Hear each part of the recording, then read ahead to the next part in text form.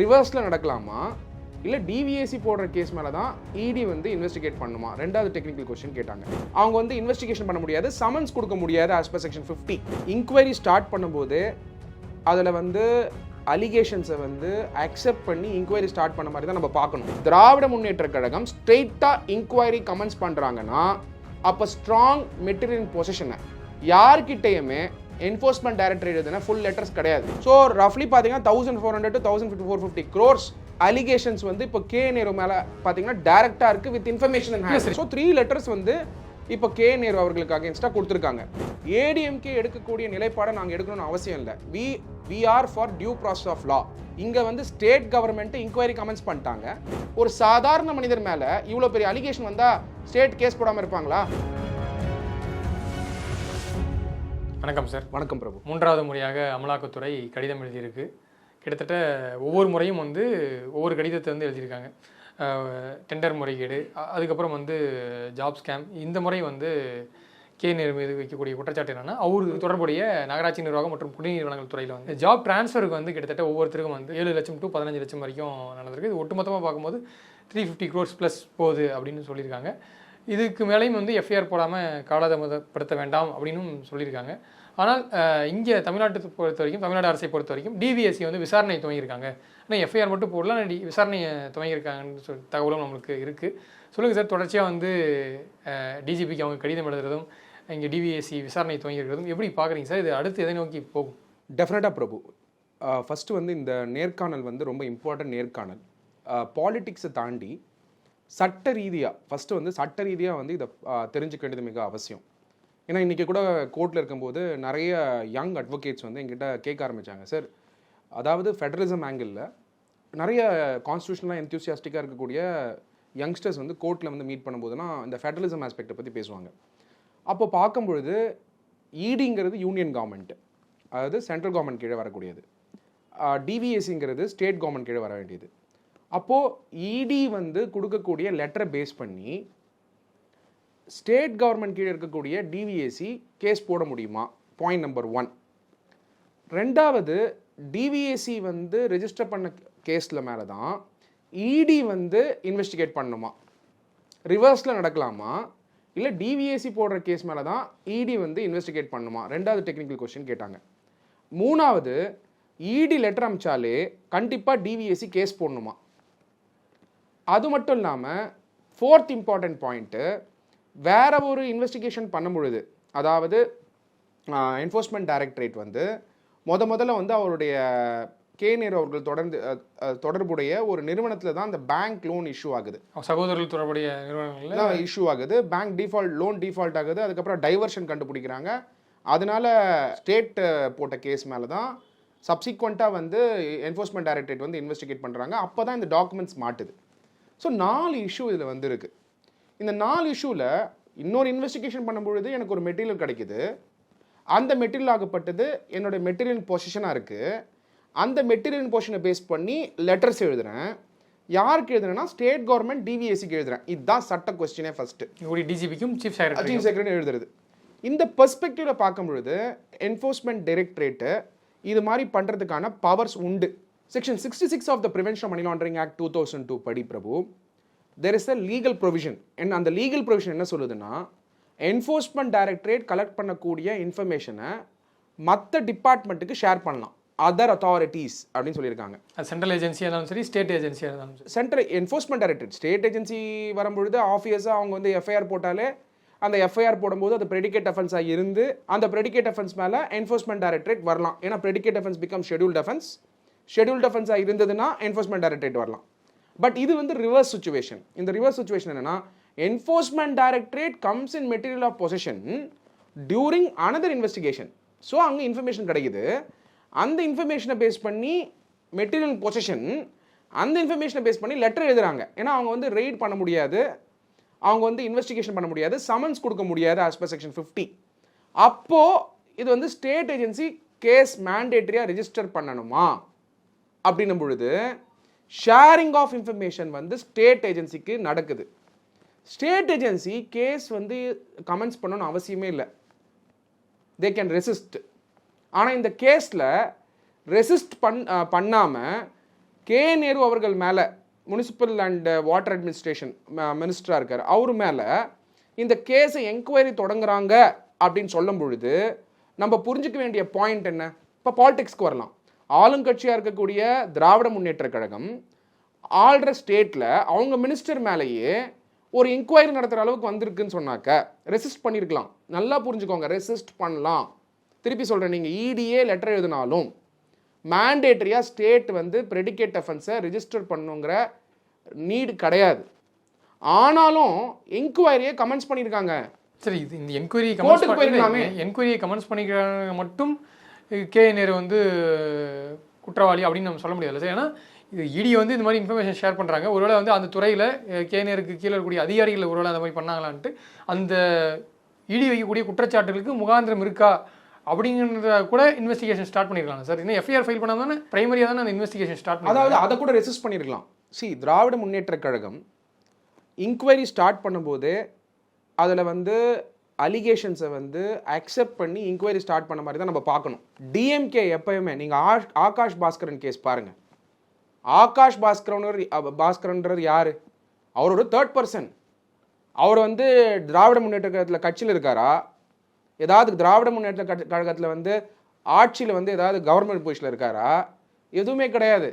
ஆனால் டாஸ்மாக் ஃபர்ஸ்ட் லெவலில் போய் பெட்டிஷன் போட்டு அது மேலே சுப்ரீம் கோர்ட் போய் ஆகாஷ் பாஸ்கரன் அவர்களுடைய ரெய்டை வந்து ரெசிஸ்ட் பண்ணுற அளவுக்கு வந்து திராவிட முன்னேற்ற கழகம் தொடர்ச்சியாக வந்து பெட்டிஷன்ஸ் ஃபைல் பண்ணுறாங்க கோர்ட்டில். அப்படி பார்க்கும் பொழுது சட்ட ரீதியாக இதை ரெசிஸ்ட் பண்ணல. இது மேலே வந்து இடி அனுப்புகிற லெட்டர் வந்து அன்கான்ஸ்டியூஷனல், இல்லை வந்து இது இல்லீகல், இல்லை செக்ஷன் 66 படி அவங்களுக்கு பவர்ஸ் இல்லை, நாங்கள் வந்து கேஸ் ரெஜிஸ்டர் பண்ணாதான் ப்ரெடிகேட் அஃபென்ஸ் இருந்தால் தான் என்ஃபோர்ஸ்மெண்ட் டைரக்டரேட்டே வர முடியும், ஈஸியாக ரெஜிஸ்டர் பண்ண முடியும் அப்படிங்கிற கிரவுண்டில் கோர்ட் அன்னைக்கு போவே இல்லையே. ஆனால் என்கொயரி பண்ணுறாங்க. அது அந்த பண்ணும் பொழுது திராவிட முன்னேற்ற கழகம் டைரக்டாகவே என்கொயரி கண்டக்ட் பண்ணோம் அப்படிங்கிற அந்த நோட்டை கொடுக்குறாங்கன்னா இவ்வளோ சட்ட விஷயங்கள் ஓப்பனாக இருக்குது. கான்ஸ்டியூஷனாலிட்டி செக் பண்ணியிருக்கலாம், இல்லீகாலிட்டி ஆஃப் த ப்ரொசீடிங்ஸை செக் பண்ணியிருக்கலாம். அதெல்லாம் இல்லாமல் திராவிட முன்னேற்ற கழகம் ஸ்ட்ரெயிட்டாக இன்கொயரி கமெண்ட்ஸ் பண்ணுறாங்கன்னா அப்போ ஸ்ட்ராங் மெட்டீரியல் பொசிஷனை யார்கிட்டையுமே என்ஃபோர்ஸ்மெண்ட் டைரக்டரேட் எழுதுனா ஃபுல் லெட்டர்ஸ் கிடையாது, யார்கிட்டையுமே கிடையாது. ஃபுல் பேஜஸ் வந்து பப்ளிக்கில் கிடையாது, பப்ளிக்கில் அவைலபிளாகவும் இருக்காது. அப்படி அவைலபிளாக இருந்தாலும் அந்த அவைலபிள் இன்ஃபர்மேஷன் வச்சு நம்ம பேசக்கூடாது. பேப்பரில் வரக்கூடிய கட்டுரைகள், ஜேர்னலிஸ்ட் எழுதக்கூடிய கட்டுரைகள், அதை பேஸ் பண்ணி நம்ம பார்க்கும் பொழுது இங்கே ரெசிஸ்ட் பண்ணாமல் இருக்கிறதுக்கு காரணம் enforcement directorate hundreds of pages வந்து அனுப்பும் பொழுது என்ன மெட்டீரியல் பொசிஷனில் இருக்காங்கன்றதை கன்வின்ஸ் ஆகி தான் இன்கொயரி நடத்துகிறாங்க state government on sitting minister by the same government where he has won the election from the DMK and now as a minister. இல்லை sir, எனக்கு ஒரு சந்தேகம். என்ஃபோர்ஸ்மெண்ட் டைரக்டரேட் லாஸ்ட்டாக கடிதம் எழுதுனது வந்து Jan 14, அதுக்கு சில மாதங்களுக்கு முன்பிருந்தே ஒரு கடிதமாக எழுதிட்டு இருக்காங்க. தேர்ட் லெட்டர் வந்து 369 கோடி கரப்ஷனுங்கிறத என்ஃபோர்ஸ்மெண்ட் டைரக்டரேட் எழுதியிருக்காங்க. இதுக்கு முன்னாடி எடுத்து நீங்கள் குவாண்டம் செக் பண்ணி பார்த்தீங்கன்னா 1030 crores ரஃப்லி. ஸோ ரஃப்லி பார்த்தீங்கன்னா 1400 to 1450 crores அலிகேஷன்ஸ் வந்து இப்போ நேரு மேலே பார்த்தீங்கன்னா டேரெக்டாக இருக்குது வித் இன்ஃபர்மேஷன். இல்லை சார், இந்த அலிகேஷன்ஸ்லாம் வந்து இப்போ இடி வந்து சர்ச் பண்ணி சில டாக்குமெண்ட்ஸ் ரெக்கார்ட் பண்ணுறாங்க. அதுலேருந்து ஒவ்வொரு அலிகேஷனாக வந்து இப்போது சொல்லிட்டு இருக்காங்க. தாண்டி இது எப்படி வந்து இன்ஸ்டால்மெண்ட் மாதிரி ஒவ்வொரு டென்யூர்லேயும் ஒவ்வொரு டைம் கேப்லேயும் வந்து ஒவ்வொரு கம்ப்ளைண்ட்டாக சொல்லிட்டு இருக்காங்க. இது மொத்தமாக இடிட்டு இருக்குன்னா வந்து அவங்க மொத்தமாக வந்து இதை வெளிப்படுத்தலாம், இது பண்ணலாம். ஆனால் வந்து ஒவ்வொரு முறையும் வந்து டிஜிபிடி லெட்டர் எழுதும் ஒவ்வொரு கம்ப்ளைண்ட்ஸும் சொல்லி தான் சார் எழுதிட்டு இருக்காங்க. ஸோ இந்த இடத்துல இது எப்படி ஏன் இப்படி பண்ணுறாங்கன்ற ஒரு கேள்வி இருக்குல்ல. இங்கே கொஞ்சம் நம்ம அரசியல் விலகிக்கிட்டு எப்படி வந்து இந்த ப்ராசஸ் நடக்குதுன்னு நம்ம புரிஞ்சுக்கணும். அதாவது ஃபினான்ஷியல் இன்டெலிஜென்ஸ் யூனிட் வந்து இருக்குது. ஃபினான்ஷியல் இன்டெலிஜென்ஸ் யூனிட்டில் வந்து நீங்கள் எந்த ஒரு லெட்டர் எழுதினாலுமே என்ஃபோர்ஸ்மெண்ட் டைரக்டருக்கு தெரியும் ஃப்யூச்சரில் இது வந்து matter will be reaching to the judiciary. சப்சிக்வெண்ட்டாக நீங்கள் ப்ரெடிகேட் அஃபென்ஸ் எஃப்ஐஆர் ஃபைல் பண்ணதுக்கு அப்புறமாவும் இசிஆர் வந்து என்ஃபோர்ஸ்மெண்ட் டைரக்டரேட் ஃபைல் பண்ணாலுமே ஆர்குமெண்ட்ஸ் வந்து ஃப்யூச்சரில் ஜுடிஷியரியில் நடக்கும். அப்போது கான்ஸ்டியூஷனாலிட்டியும் லீகாலிட்டியும் ரொம்ப இம்பார்ட்டண்ட். அப்படி பார்க்கும் பொழுது ஒரு லெட்டர் எழுதும் போதுமே எஃப்ஐயு significant financial transaction sft transactions இந்த ரெண்டுமே ஃப்ளாக் இருக்கான்னு பார்ப்பாங்க பேங்க்கில். தே ஹேவ் அன் இன்ஃபர்மேஷன் தேர் டெஃபினட்டாக பேங்க்கில் ஏதோ ஒரு சோர்ஸில் வந்து அது வந்து ரிஃப்ளெக்ட் ஆகும். So SFT transaction with FIU அதை பேஸ் பண்ணி இவங்க பண்ணக்கூட இன்வெஸ்டிகேஷன், இந்த இந்த 3 SFT FIU SFT significant financial transaction. அதாவது பேங்க்ல வந்து அவங்க போட்டிருக்கக்கூடிய ரெக்கார்ட்ஸ் கிடைச்சதை பேஸ் பண்ணி எஸ்எஃப்டி இருக்கா, அது யார் சொல்லுவாங்க, எஃப்ஐயூ சொல்லுவாங்க. வெளிநாட்டில் இன்வெஸ்ட் பண்ணியிருக்கக்கூடிய financial intelligence unit FIU, financial intelligence unit. Reporting entities வந்து எல்லா பேங்க்குமே reporting entities. Significant financial transaction இருந்தால் எஃப்ஐயூல ரிப்போர்ட் பண்ணுவாங்க. இந்த சிஸ்டம் புரியாம பல பேர் விமர்சிச்சுட்டு இருக்காங்க. அதனால என்ஃபோர்ஸ்மெண்ட் டைரக்டரேட் வந்து முழுசா எஃப்ஐயூல செக் பண்ணிட்டு எல்லாம் வந்ததுக்கு அப்புறம் தான் கொடுக்கணும்னு அவசியம் இல்லை. அவங்க கிட்ட மெட்டீரியல் இன்ஃபர்மேஷன் இருக்கு, ஒன்னொன்னா கொராபரேட் பண்றாங்க. அந்த கொராபரேட் பண்ற இன்ஃபர்மேஷன் பேஸ் பண்ணி லெட்டர்ஸ் கொடுக்குறாங்க. ஸோ 3 லெட்டர்ஸ் வந்து இப்போ கே நேரு அவர்களுக்கு அகேன்ஸ்டா கொடுத்துருக்காங்க. இங்க எங்கேயுமே நீங்க அரசியல் பார்க்க வேணாம். Very simple. 3 லெட்டர் வந்து அமைச்சிருக்காங்க. அதில் மெட்டீரியல் போர்ஷன் இருக்கு.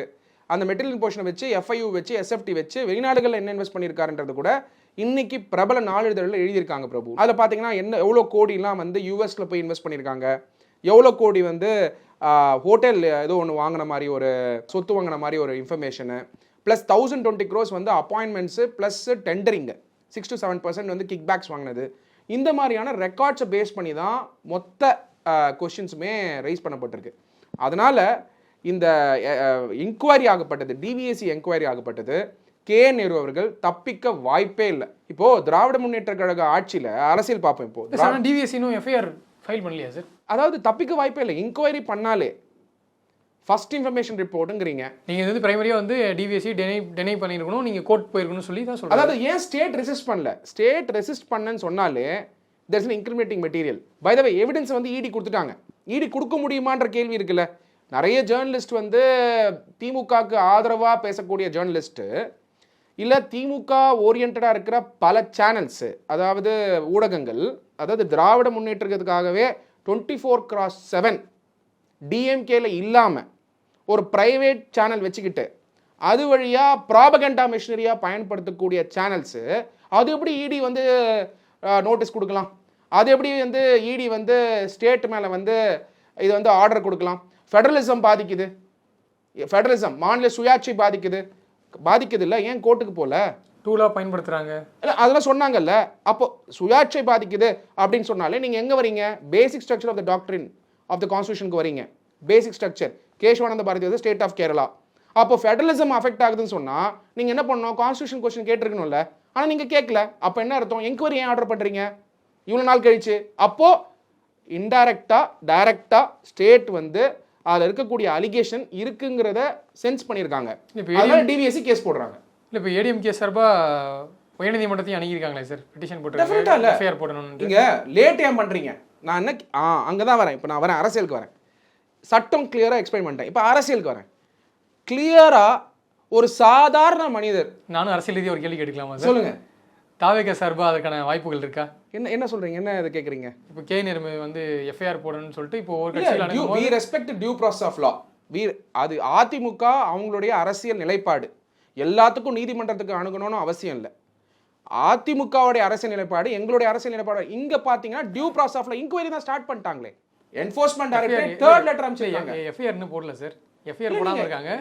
எஃப்ஐஆர் இல்லை, எஃப்ஐஆர் போட்டால் தான் இங்கே இடி வந்து ரைட்ஸ் கண்டக்ட் பண்ண முடியும். அதுவும் மணி லாண்டரிங்லாம் இருக்கும்போது நீங்கள் எஃப்ஐஆர் போட்டே ஆகணும்னு சொல்லி ஒரே ஒரு பாயிண்ட் தான் பிரபு. நீங்கள் கேட்குற அரசியல் கொஸ்டினுக்கு ஒரே ஆன்சர் தான். ஏடிஎம்கே எடுக்கக்கூடிய நிலைப்பாடை நாங்கள் எடுக்கணும்னு அவசியம் இல்லை. We are for due process of law. இங்கே வந்து ஸ்டேட் கவர்மெண்ட் இன்கொயரி கமெண்ட்ஸ் பண்ணிட்டாங்க. யூனியன் கவர்மெண்ட் என்ஃபோர்ஸ்மெண்ட் டைரக்டரேட் வழியாக கே நேரு அவர்களுக்கு லெட்டர்ஸ் பை லெட்டர் அவருடைய சார்ந்து இருக்கக்கூடிய விஷயத்துக்கு சீஃப் செக்ரட்டரிக்கும் தமிழ்நாடு கவர்மெண்ட்டுக்கும் தொடர்ச்சியாக எழுதிட்டு இருக்காங்க. அப்போ due process of law, procedure prescribe லாவை நாங்கள் அடியர் பண்ணுறோம். டிவிஎஸ்சி மேலே உங்களுக்கு நம்பிக்கை இருக்குது? கண்டிப்பாக இல்லை. இப்போ ஒரு ஸ்டேட் அட்மினிஸ்ட்ரேஷனில் எங்களுடைய ஆக்ஷன் பாயிண்ட், டிவிகே உடைய ஆக்ஷன் பாயிண்ட், கட்சியுடைய ஆக்ஷன் பாயிண்ட்டு ஸ்டேட் லெவலில் இருக்கக்கூடிய எந்த ஒரு ஏஜென்சி மேலேயும் அட்மினிஸ்ட்ரேஷனில் வந்து கட்சி தலையிடக்கூடாதுன்றது தான். எந்த கட்சியுமே எப்பயுமே கவர்மெண்ட்டில் எக்ஸிக்யூட்டிவை யார் டிஸ்டர்ப் பண்ணக்கூடாதுங்கிறது தான் எங்களுடைய நிலைப்பாடு. அந்த மாதிரி ஒரு நிலைப்பாடை நம்ம தமிழ்நாட்டில் எப்போ பார்த்தீங்க? அம்மா இருக்கும்போது பார்த்துருப்பீங்க.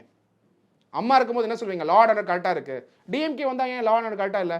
இதுவும் லா அண்ட் ஆர்டர் இஷ்யூ தான். ஸோ நான் தான் கேட்குறேன் சார், ஜெயலலிதா அவர்கள் பீரியடில் வந்து லா அண்ட் ஆர்டர் தமிழ்நாட்டில் பீஸ்ஃபுல்லாக இருக்குது. அதாவது லா அண்ட் ஆர்டர் நீங்கள் ஜேர்னலிஸ்ட் தான் பதிவு வச்சிருக்கீங்க. ஏன் அயன் லேடின்னு அம்மாவை சொன்னோம்? நான் சொல்கிறது அம்மா பீரியடில் இருந்த ஏடிஎம்கே, இப்போ இருக்கிற ஏடிஎம்கே என்டிஏ இருக்காங்க, அந்த ஏடிஎம்கே பற்றி நான் சொல்லலை.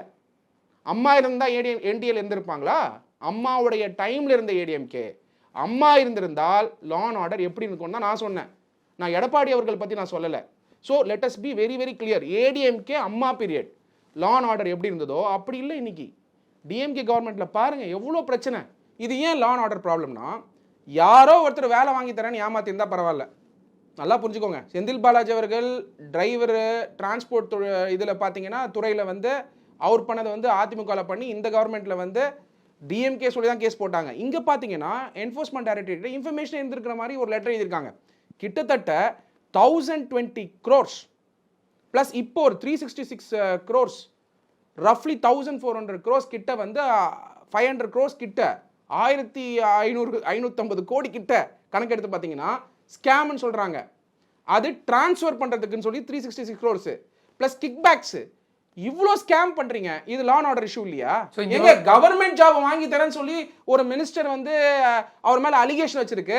இவ்வளோ நாளாக எடுத்துப்பீங்க எஃப்ஐஆர் போடுறதுக்கு? இல்லை தான் சார், இந்த விவகாரத்தில் டிவிக்கோடைய நிலைப்பாடு இன்வெஸ்டிகேட் பண்ணணும் தான் சொல்கிறோம்.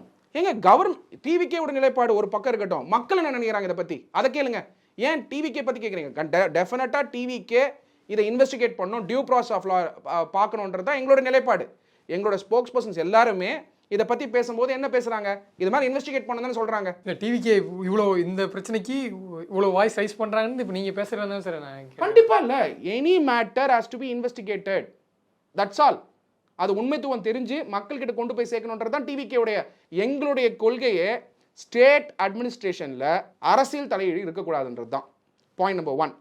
இங்கே ஸ்டேட் அட்மினிஸ்ட்ரேஷனில் டிவிஎஸ்சி கே நேரு அவர்கள் மேலே இன்கொயரி பண்ணி எஃப்ஐஆர் போட்டால் நாங்கள் பாராட்டுறோம். மக்கள் நினைக்கிறாங்க இன்வெஸ்டிகேட் பண்ணி எஃப்ஐஆர் போடணும் தான் நினைக்கிறாங்க. ஒரு சாதாரண மனிதர் மேலே இவ்வளோ பெரிய அலிகேஷன் வந்தால் ஸ்டேட் கேஸ் போடாமல் இருப்பாங்களா? நீங்களே சொல்லுங்கள். நீங்கள் சொல்கிறது என்னென்னா டிவிஎஸ்சி இன்வெஸ்டிகேட் ஸ்டார்ட் பண்ணியிருக்காங்க, நாங்கள் மானிட்டர் பண்ணுறோம், இதில் வந்து அடுத்தது என்னென்னு நாங்கள் வாட்ச் பண்ணுவோம். மற்றபடி வந்து ஏடிஎம்கே பண்ணுற மாதிரி நாங்கள் கோர்ட்டில் போயிட்டு பெட்டிஷன் போடுறோம், எஃப்ஐஆர் நீதிமன்றத்துக்கு இல்லை. அதான் அந்த நிலைப்பாடை அதே மாதிரி நாங்கள் எடுக்கணும்னு எங்கிட்ட எதிர்பார்க்குறோம். We believe in constitutional bodies and independence of the executive. We believe that. இன்னைக்கும் நாங்கள் பிலீவ் பண்ணுறோம். DVSC will take action on Nehru. That's all. State administration கீழே டிவிஎஸ்சி மேலே உங்களுக்கு நம்பிக்கை. நீங்கள் இப்படி கேட்க மாட்டேங்கிறீங்களே. டிவிஎஸ்சி கண்டிப்பாக கேஸ் ஃபைல் பண்ணுவாங்க, ஏன் சொல்ல மாட்டேங்கிறீங்க? அப்போ உங்களுக்கே திமுக அரசாங்கத்துக்கு மேலே நம்பிக்கை இல்லை? இல்லை சார், நான் கேட்குறேன். அதாவது ஒரு எதிர்கட்சியாக இருக்கீங்க நீங்கள் எப்படி கேட்குறேன்? அப்போ ஆளுங்கட்சியாக இருக்கக்கூடிய பிரபு, நான் ஒரு கேள்வி கேட்குறேன். ஏடிஎம்கே வந்து நீதிமன்றத்தை அணுகி தான் இந்த எஃப்ஐஆர் போடணும் நீங்கள் நினைக்கிறீங்க. டிவிகே வந்து இந்த கோர்ட் அணுகி தான் இந்த எஃப்ஐஆர் போடணும், யார் மேலே கே நேரு மேலே போடணும்னு நினைக்கிறீங்க. நான் என்ன கேட்குறேன், ஏன் இப்படி கேட்க மாட்டேங்கிறீங்க? டிஎம்கே மினிஸ்டர் மேலே இந்த மாதிரி அலிகேஷன் வந்தால் டிஎம்கே வந்து ஒரு நேர்மையான ஆட்சிக்காரங்க, கரெக்டாக ஆட்சி கொடுக்குறாங்க, டிவிஎஸ்சி இண்டிபெண்டண்டாக ஃபங்க்ஷன் ஆகிறாங்கன்னு ஏன் நம்ப மாட்டேங்கிறீங்க? நீங்கள் ஏன் நம்ப மாட்டேங்கிறீங்க? டிவிஎஸ்சி இண்டிபெண்டண்டாக ஃபங்க்ஷன் ஆக மாட்டாங்கன்னு ஏன் நம்ப மாட்டேங்கிறீங்க? பட் இங்கே இருக்கக்கூடிய எந்த கட்சிகள் மேலே பதிலே சொல்ல மாட்டேங்கிறீங்க. ஆன்சர் சொல்ல வரேன் சார். இங்கே இருக்கக்கூடிய எந்த கட்சிகள் மேலேயும் வந்து அப்படி சொல்ல முடியாது. எனக்கு நம்பிக்கை இந்த கட்சியாக இருந்தாலும் சரி, எந்த கட்சியாக இருந்தாலும் சரி, கடந்த காலங்களில் தமிழ்நாட்டை ஆண்ட கட்சியாக இருந்தாலும் சரி, கடந்த காலங்களில் தமிழ்நாட்டை ஆண்ட கட்சியாகவும் சரி, இப்போ ஆளக்கூடிய கட்சியாக இருந்தாலும் சரி, ஸ்டேட் ஏஜென்சிஸ் தமிழ்நாடு அரசாங்கம் கீழே வரக்கூடிய ஏஜென்சிஸ் எல்லாமே வந்து அவங்களுக்கு ஃபேவராக தான் செயல்படுவாங்கன்றது வந்து என்னுடைய பார்வை. அதாவது உங்களுடைய அதே போல தான் யூனியன் கவர்மெண்ட் மேலே இருக்கக்கூடிய ஏஜென்சிஸ் வந்து அவங்களுக்கு ஃபேவராக செயல்படுவாங்கன்றது தான் பொதுவான பார்வையாக இருக்குது. வேறெவர் வி ஆர், எங்களோட ஸ்டாண்ட் பாயிண்ட் வெரி கிளியர். எங்களுடைய ஆக்ஷன் பாயிண்டில் ஸ்டேட் அட்மினிஸ்ட்ரேஷனில் பொலிட்டிக்கல் பார்ட்டிஸ் வந்து இன்டர்ஃபியர் பண்ணக்கூடாதுங்கிறது தான் எங்களுடைய action point. TVK government form பண்ணும்போது கூட எக்ஸிக்யூட்டிவ்ல let's assume police department, political party members of the TVK should not interfere. அம்மாவோட ஸ்டாண்ட் பாயிண்ட், அம்மா காலத்தில் இருந்த ஏடிஎம்கே ஸ்டாண்ட் பாயிண்ட், இபிஎஸ் காலம் கிடையாது. திருப்பி நான் ரிப்பீட் பண்ணுறேன். லா அண்ட் ஆர்டர் நல்லா இருந்தது காரணம் political parties were not interfering. Coming back to the stand point here, ED வந்து ஒரு இன்கிரிமேட்டிங் மெட்டீரியல் போர்ஷனை வச்சு லெட்டர் எழுதியிருக்காங்க. What stops DVSC to register FIR? சரி, நீங்கள் சொல்கிறது எனக்கு வந்து இதில் என்னென்னா, நீங்கள் எஃப்ஐஆர் போடுறீங்க, நீங்கள் ஒன்று சொல்கிறீங்க, இங்கே வந்து ஜெயலலிதா அவர்கள் ஆட்சி காலத்தில் இங்கே வந்து இன்டர்ஃபியர் ஆகாமல் இருந்தாங்க. பாலிடிக்ஸ் வந்து இங்கே இருக்கக்கூடிய அட்மினிஸ்ட்ரேஷன் மேலே வந்து எக்ஸிக்யூட்டிவ் மேலே வந்து இன்டர்ஃபியர் ஆகாமல் இருந்தான்னு சொல்கிறதே வந்து எனக்கு அபத்தமாக தான் தெரியுது. அது நீங்கள் உங்களோட பார்வை. என்னுடைய பார்வை, என்னோட ஒப்பீனியன் வந்து அம்மா பீரியடில் லா அண்ட் ஆர்டர் பற்றி நீங்கள் பொதுவாக போயிட்டு ஒரு ஃபேமிலிக்கு நான் ஒன்று பண்ணுங்க, ஐபிசி தமிழ்லேருந்து ஒரு சர்வே நடத்துங்க பிரபு. ஒருத்தர்கிட்ட போய் கேளுங்க, லா அண்ட் ஆர்டர் வந்து எப்போ நல்லா இருக்கு, தமிழ்நாட்டில் எப்போ நல்லா இருந்திருக்கு. தருமபுரி பஸ் எரிப்பு சம்பவம் ஒரே செகண்ட் இருங்க. அதை பற்றி நான் வரேன். நான் கேட்கறது சர்வே பத்தி. நீங்க உடனே வந்து அந்த பாயிண்ட்டுக்கு போறீங்க. இல்ல நீங்க சொன்னீங்க இப்போ நான் வந்து என்ன கேட்கிறேன், திராவிட முன்னேற்ற கழகத்தில் நடந்த எல்லாத்தையும் லிஸ்ட் பண்ணிட்டு சுத்தமா ஜீரோல இருக்குன்னு சொல்லலாமா? வெயிட் பண்ணலாம். அதாவது அப்படி எந்த கட்சிகள் மேலே நீங்க சொல்ல முடியாது பிரபு, நான் சொல்றது ஃபர்ஸ்ட் புரிஞ்சுக்கோங்க. நான் என்ன பாயிண்ட்டுக்கு வரேன்னு புரிஞ்சுக்கோங்க. நான் வந்து அண்டர்ஸ்டாண்ட் பண்ண ட்ரை பண்றேன். உங்களுக்கு வந்து நீங்க புரிஞ்சுக்கணும் நான் ட்ரை பண்றேன். என்ன சொல்ல வரேன்னா, திராவிட முன்னேற்ற கழகம் ஆட்சியில லா அண்ட் ஆர்டர் எப்படி இருக்கு நீங்க சொல்லுங்க ஃபர்ஸ்ட். சட்டம் ஒழுங்கு பிரச்சனைகள் நல்லா இருக்கா? பிரச்சனைகள் இருக்கு சார். நல்லா இருக்கா? இல்லைன்னு சொல்ல சார், பிரச்சனைகள் இருக்கு சார். யார் வந்தாலும் சட்டம் ஒழுங்கு பிரச்சனை இருக்கும் நீங்க முடிவு பண்ணிட்டீங்க. நான் கேட்கறது டிஎம்கே. நீங்க தானே சொன்னீங்க உங்க தேர்தல் வாக்குறுதியில் என்ன சொல்றீங்க, சட்டம் ஒழுங்கு பிரச்சனைலாம் நல்லா சரி பண்ணிடுவோம். நீங்க தானே கொடுத்தீங்க ப்ராமிஸ். அந்த ப்ராமிஸ் தான் நான் கேட்க முடியும். யார் வந்து ரூலிங்ல இருக்காங்களோ அவங்கள பார்த்தா நான் கேட்க முடியும். கேஎன்ஆர் பிரச்சனை கடிதம் எழுதியிருக்காங்க, இடி 3 முறை எழுதிட்டாங்க. அன்புமணி ராமதாஸ் இன்னைக்கு ஒரு அதை பத்தி பேசுறாரு, அண்ணாமலை அதை பத்தி பேசுறாரு. தாவேகா என்ன சார் தொடர்ச்சியா வந்து பேசிட்டு இருக்காங்க. நீங்க தாவேகா இது என்ன பேசுறாங்க, இது எந்த அளவுக்கு வந்து ஒரு அரசியலா இது எப்படி ஹேண்டில் பண்ணி இருக்கக்கூடிய ஆளுங்கட்சியா இருக்கக்கூடிய திமுக மேல இவ்வளவு பெரிய ஒரு ஊழல் புகார் இருக்கு, இதை இப்படி எடுத்து தாவேக்கா போய் மக்கள்கிட்ட சேர்க்குறீங்க, இதை வந்து மக்களுக்கு புரிய வைக்கணும், என்ன மாதிரியான ப்ரொசீஜர் வந்து இதில் ஃபாலோ பண்ணின்னு கேட்டால் நீங்கள் சொல்கிற பதில் வந்து அதிமுக மாதிரி எங்களோட நிலைப்பாடு, அவங்களோட செயல்பாடு மாதிரி எங்களுக்கு இருக்கணும்னு கிடையாது, மற்ற கட்சிகள் மாதிரி எங்களுடைய செயல்பாடு இருக்க முடியும்னு கிடையாது அப்படின்னு சொல்கிறீங்க. ஆனால் இதை தாண்டி இது ஒரு அரசியலாக எடுத்துக்கோங்களேன்.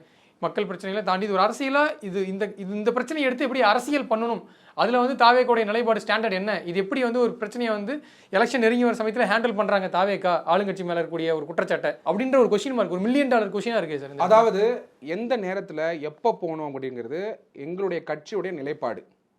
அதை எங்கள் மேலே திணிக்க முடியாது. ஜஸ்ட் பிகாஸ் மக்கள் பார்த்துருக்காங்க சார். அரசியல் பண்ணணும் அவசியம் இல்லை.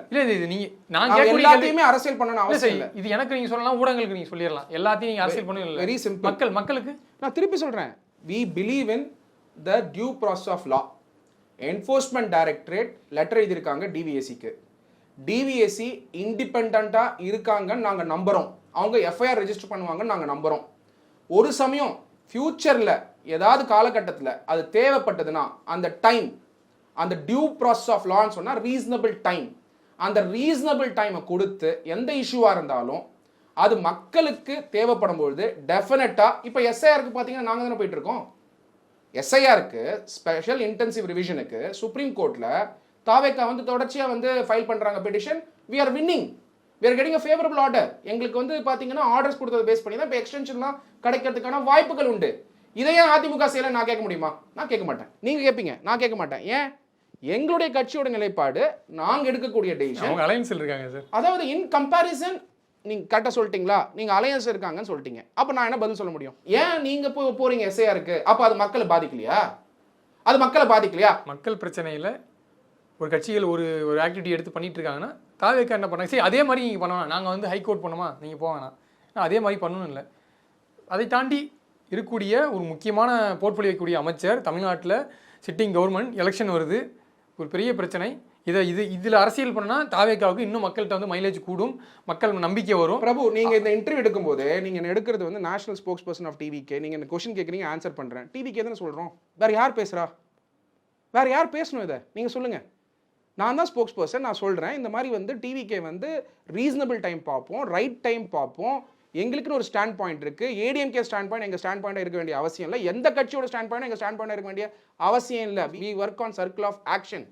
நீங்க எப்படி வரீங்கன்னா அவங்க எல்லாம் பண்றாங்களே, நீங்க ஏன் பண்ணல? சார் நீங்க பண்றது அவங்க ஏன் பண்ணல? அப்படி கேட்டா சிம்பிள் ஒண்ணே ஒன்று சொல்லிக்கிறேன் சார். நீங்க வந்து உங்க ட்விட்டர் ஹேண்டல்ல டெய்லியும் நிறைய விஷயங்களை வந்து ட்வீட் பண்ணிட்டு இருக்கீங்க, பிரச்சனைகளையும் சொல்றீங்க, கட்சி ரீதியாகவும் சரி, ஜென்ரலாக லீகல் சம்மந்தமாகவும் சரி நிறைய விளக்கங்கள் கொடுக்குறீங்க.